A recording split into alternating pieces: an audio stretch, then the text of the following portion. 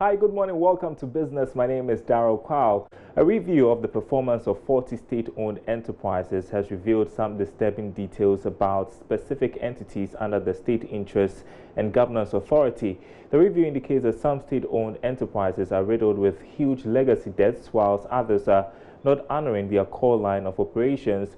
These emerged at the signing of this year's performance contract for specified entities. Meanwhile, Vice President Dr. Mahmoud Bawumia has called on heads of SOEs to digitize to stay more productive. There's more in this report.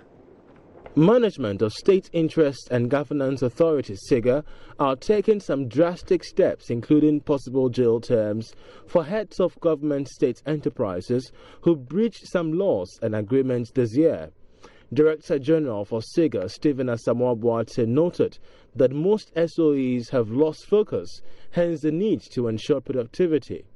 He's been speaking at the performance contract signing ceremony for specific SOEs.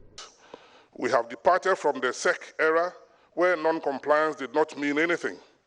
This time, there are heavy penalties ranging from refusal to grant bonuses to your staff, your financial charges on penalties if you fail to adhere to certain guidelines, through to recommendation to the appointing authority to remove management and board of directors. And of course, there is the other side, which I don't want to mention, but it's there, it's in the law, which is prosecution and leading to jail and fines. But we hope we don't get there. Meanwhile, Vice President Dr. Mahmoud Bawumia, in an address, charged heads of SOEs to embrace digitization as a means of dealing with the scourge of corruption. Taking his turn at the signing ceremony, Dr. Bawumia explained that government's digitization agenda will go a long way to improve productivity of state-owned enterprises. You need to apply the current trends in ICT resources and deploy them to inject efficiency in your operations. It is, of course, common knowledge that government has embarked on a major digitization agenda in our country. Inefficient operation of these state enterprises can drag down the economy and lead to losses in jobs and high cost of living and so on. Government recognizes some of the challenges of your sector. You are dealing with legacy debts, low working capital, and weak corporate governance structures, to mention some of them. We are very mindful of this. So far, over 40 state-owned enterprises have signed the performance and are expected to rake in close to 2 billion cedis by the end of the second quarter of 2020. Now, although Ghana is yet to record any disruptions to flights during this Harmattan season, 2 British Airways flights bound for Lagos have had to divert to the Kotoka International Airport for safe landing.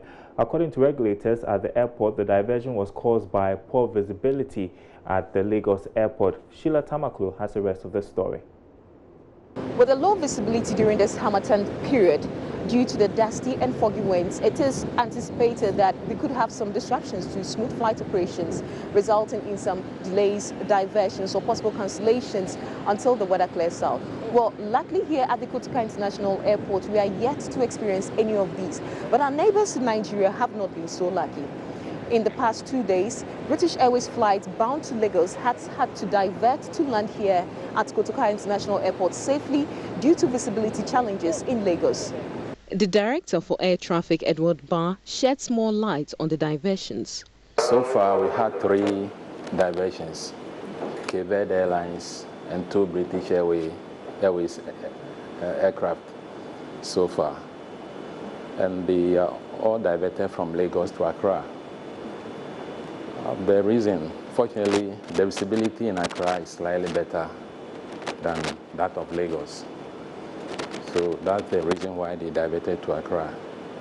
Meanwhile, Director General for the Ghana Civil Aviation Authority explained Ghana is open to receive diversions in order to support air safety on the continent. We welcome diversions in the interest of safety, and there could be some revenue for us as well, because as the aircraft overflies airspace, as they land, they pay for overflight and landing charges Okay, the aircraft may also decide to refuel when it's on the ground, so there are benefits. But for me, the primary issue is one of safety.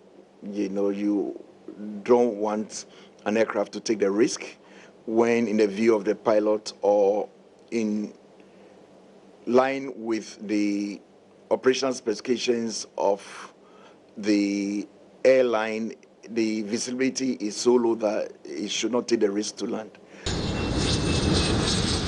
So what may appear as a challenge to our neighbors in Nigeria may probably be nearing to our benefit, as we still stand to gain some revenues from the services provided to these aircrafts as they land here at Kotoka International Airport.